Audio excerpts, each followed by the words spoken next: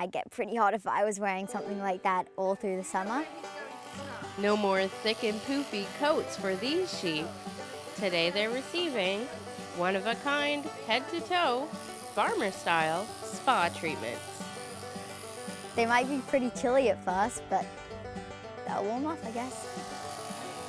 Getting a haircut like this is one of those visuals that makes an impact. It's something that these girls won't soon forget. I didn't realize how he had to put his leg over the head and all this special handling and all that stuff. That was really cool. I didn't actually know how thick the wool was. Like, I didn't actually comprehend it, like how much you could actually use it. Pioneers, they had to do everything themselves and like make all their clothes and everything. And so now we just kind of go to the store and buy something and we don't really think about like what the pioneers had to do. But it's not just pioneers. Today there are many sheep farms making a go of it across Vancouver Island. Sheep were the first domesticated animal of man because they could live on poor ground. They could also live and thrive extremely well on very rich ground, but for island living, they didn't need to have the area for grain. And even though this island-raised sheep fleece looks plentiful, realistically, it will bring in about $5 whole, which probably won't quite cover the shearing costs. If you're farming, you have to absolutely use everything you can, or you can't afford to farm.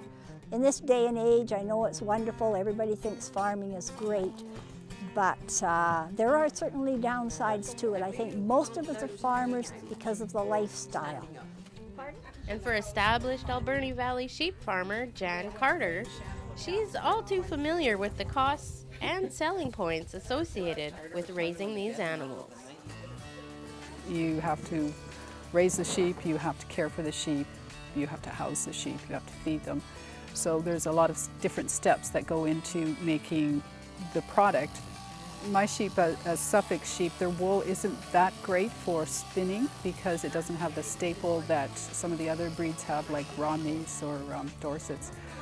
But my sheep are really good for making duvets and pillows and socks, which I also sell. So yeah, you do take advantage of all the different aspects of what you need to make it cost effective to raise sheep. But there is yet another factor in having a successful farm, which is why this group gathered for the sheep demonstration in the first place. And that factor is to educate the public. The danger is, which is being acknowledged nationally now, that we need to teach our younger generation the skills. And farming is very much a practical experience. There are certain things you can learn in books, but there's an awful lot of practical experience that life has to teach you. Look for more educational events hosted by your local farmers this summer. As for the sheep, they're just glad that this experience is over. In Port Alberni, I'm Jenny Fortin.